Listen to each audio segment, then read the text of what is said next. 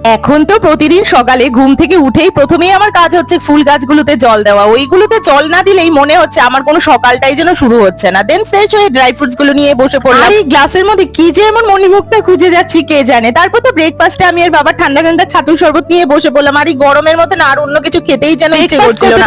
সাথে যদি আমার কোনো কাজ না থাকে আমি যে কোন চিন্তায় মগ্ন হয়ে যাই কে জানে। তো বসিয়ে দিলাম রান্নাটা। রান্না বান্না কমপ্লিট করে অনেকগুলো পছন্দের কাজের মধ্যে না আমার এই ড্রয়িংটা খুব পছন্দের। পারি আর না পারি করার চেষ্টা করি।